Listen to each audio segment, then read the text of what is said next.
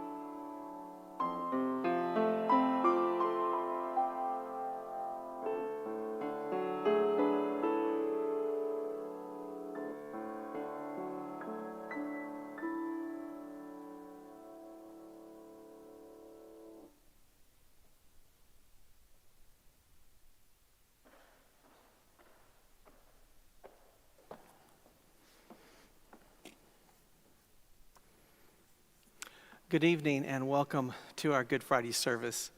We are so grateful that you have joined us here this evening in the sanctuary, and so grateful for those of you that are joining us online tonight.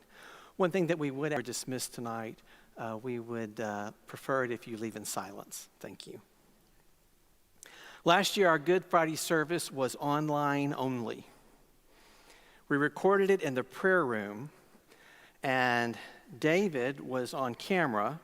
He was also running sound from a little soundboard, and we had two lights beside him. So about 2/3 of the prayer room was all of that. And I was standing against one wall, and Sarah was standing against the other wall, and then we would just step into the frame when it was time for us to lead. Diane was playing a piano that was in the hallway right outside the prayer room. It was quite a scene. At that time, we couldn't have imagined how long our world. We had no idea what the year ahead would be like.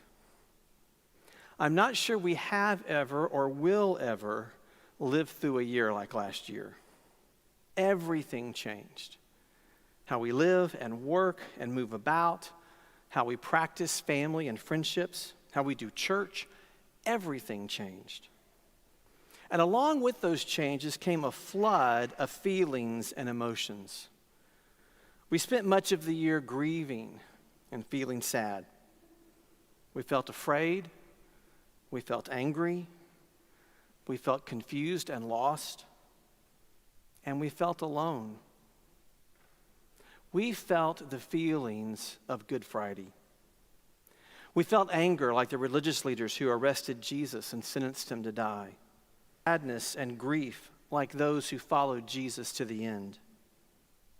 We felt confused and lost, like the disciples who thought they were coming to Jerusalem to establish a physical kingdom and who fled and hid once Jesus was dead. We felt alone, like Jesus, before Herod, before Pilate, on the cross. Perhaps in some ways we are better prepared for this Good Friday than any we have experienced before. Maybe we can better empathize with the feelings that fill the Passion story. Maybe we can better feel just a bit of what Jesus felt. Tonight is more than a night to remember. It is a night to feel, a night to put myself in the story and see what is stirred in me.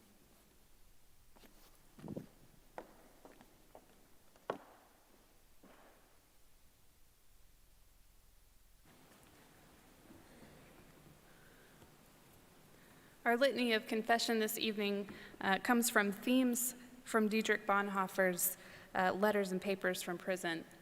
Would you stand and join me in our litany of confession?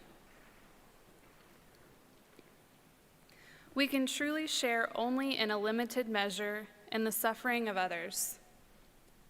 We are not Christ, but if we want to be Christians, it means that we are to take part in Christ's greatness of heart, in the responsible action that in freedom seizes the hour and faces the danger, and in the true sympathy that springs forth not from fear, but from Christ's freeing and redeeming love for all who suffer. Inactive waiting and dully looking on are not Christian responses. Christians are called to action and sympathy not through their own first-hand experiences, but by the immediate experience of others whose sake Christ suffered.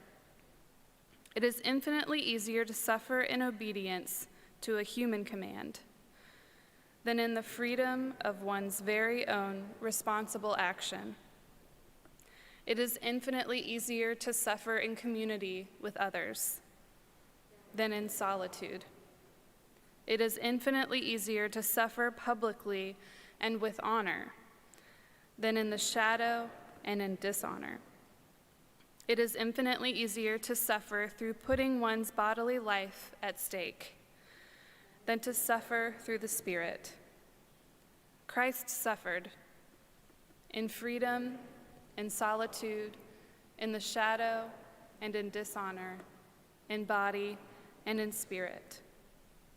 Since then, many Christians have suffered with him.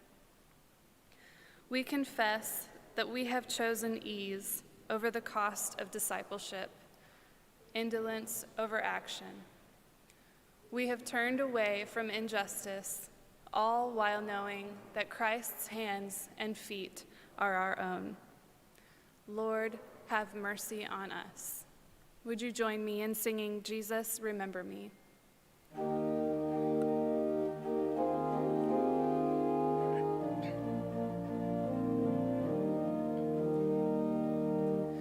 Jesus, remember me when you come into your kingdom. Jesus, remember me when you come into your kingdom. Jesus, remember me when you come into your kingdom. Jesus, remember me when you come into your kingdom. Jesus, remember me when you come into your kingdom. Jesus, remember me when you come into your kingdom. Please be seated.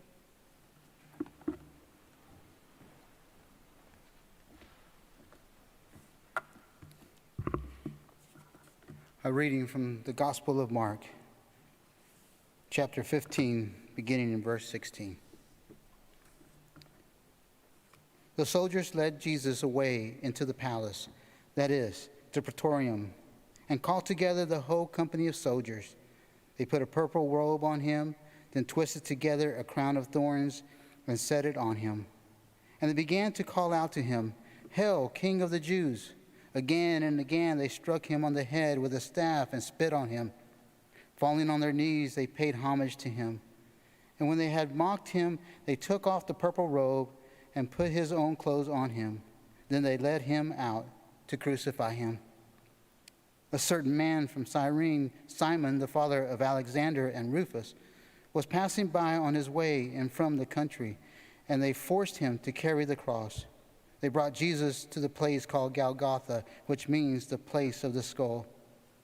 Then they offered him wine mixed with myrrh, but he did not take it, and they crucified him. Dividing up his clothes, they cast lots to see what each would get. It was 9 a.m. when they crucified him. The written notice of the charge against him read, "The King of the Jews." They crucified 2 rebels with him, one on his right and one on his left. Those who passed by hurled insults at him, shaking their heads and saying, "So, you who are going to destroy the temple and build it in 3 days, come down from the cross and save yourself." In the same way, the chief priests and the teachers of the law mocked him among themselves. He saved others, they said, but he can't save himself. Let this Messiah, the King of Israel, come down now from the cross that we may see and believe. Those crucified with him also heaped insults on him. At noon, darkness came over the whole land until 3 p.m. And at 3 p.m, Jesus cried out in a loud voice, "Eloi, Eloi, lema sabachthani?" My God, why have you forsaken me?" When some of those standing near heard this, they said, "Listen, he's calling Elijah." Someone ran, filled a sponge with wine vinegar, put it on a staff, and offered it to Jesus to drink. "Now leave him alone. Let's see if Elijah comes to take him down," he said. With a loud cry, Jesus breathed his last. The curtain of the temple was torn in two from top to bottom. And when the centurion who stood there in front of Jesus saw how he died, he said, "Surely this man was the Son of God."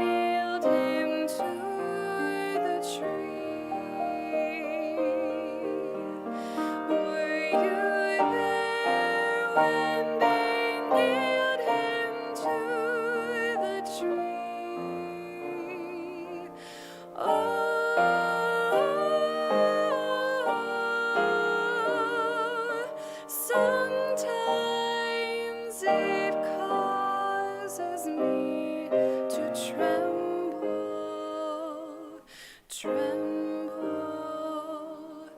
tremble. Were you there when they nailed him to the tree? Were you there when they laid him in the tomb? Were you there when they laid him in the tomb?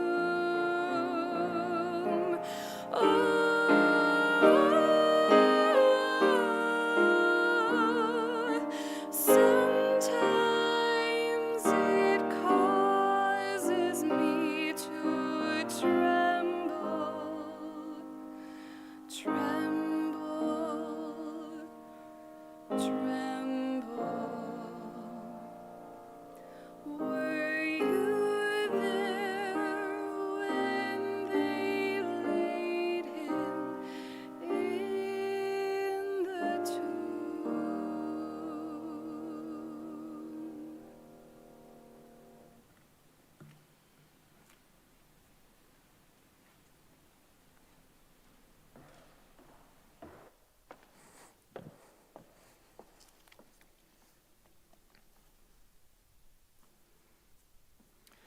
Good Friday was the culmination of what was an incredibly emotional week. The exuberance and joy of the crowd as Jesus entered Jerusalem after he had raised Lazarus from the dead.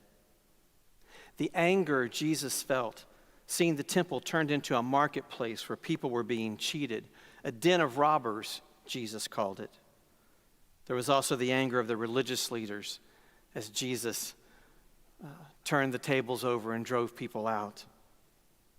There was the compassion Jesus felt toward the sick and blind and lame that he healed that week. The love Jesus showed to his disciples at the Last Supper. The anguish and fear that filled Jesus as he prayed in the garden. The misery of Peter denying him. All kinds of emotions from all kinds of people. But two people stand out for me as I consider Good Friday this year. One is the Roman centurion who was assigned to guard and escort Jesus to the place he would be crucified. It's likely this man didn't know who Jesus was and didn't know all the fuss that was being made about him that week in Jerusalem. And even if he did, I think he cared. He was just doing his job, fulfilling his assignment like any good soldier would. He might have been one of the few people who felt no strong emotion at all regarding Jesus that week, at least not until the very end. So what was it that finally got his attention?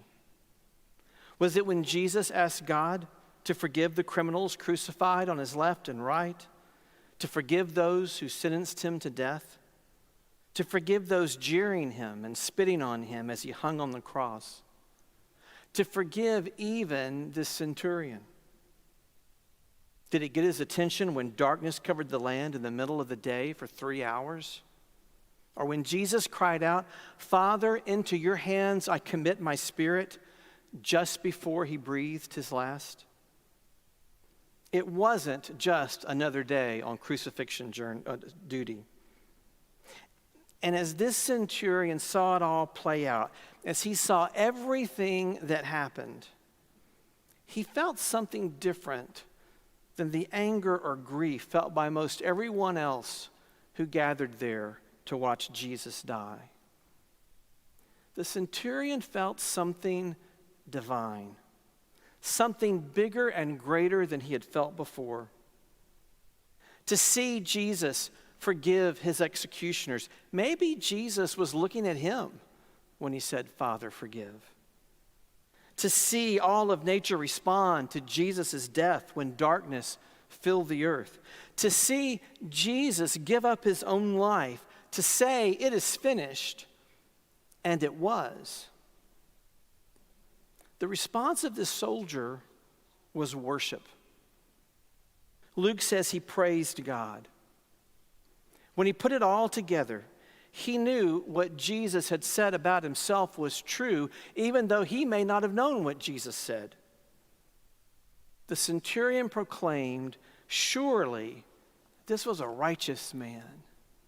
Surely this was the Son of God." One of the great miracles of Good Friday is that such sadness and pain can lead us to such powerful, intimate worship, like it did for the centurion and like it does for us tonight. The other person who stands out for me is Mary, the mother of Jesus. The Gospels tell us she was there when Jesus was crucified. Mary wasn't losing a teacher or friend or the one she thought would be king. Mary was losing her child. She watched her son die a slow, cruel death. Some of you know firsthand that extreme, heart-wrenching grief that comes from losing a child. Many felt sadness and grief and pain that day, but none felt it quite like Mary. Tonight, we must resist the temptation to jump ahead to Sunday. It is Friday. This is the day Jesus died. No more teaching, no more words, no more healings, no more acts of kindness and love. On Friday, Jesus stopped breathing. His life ended. He was dead. Tonight is a night of grief and sadness. Tonight, I remember the death Jesus died for you and for me.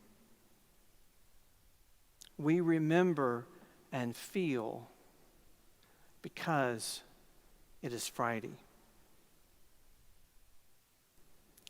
It is Friday. And the tears he shed and the pain he felt was not for himself, but for those he loved most, for you and for me.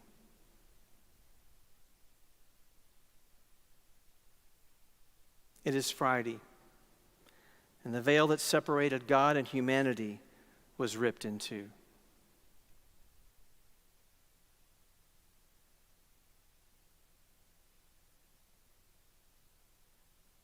It is Friday, and he begged for the forgiveness of those who caused him such agony and suffering.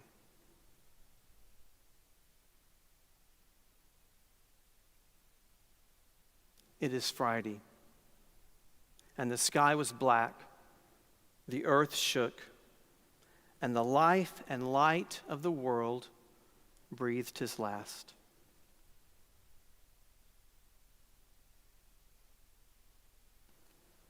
It is Friday, and those who knew him and loved him best abandoned him in his time of greatest need.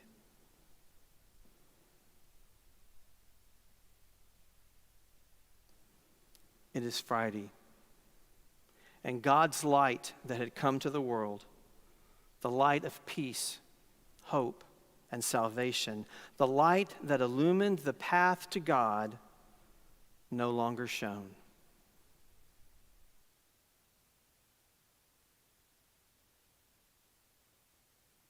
It is Friday, and the disciples fled into the darkness. You are dismissed.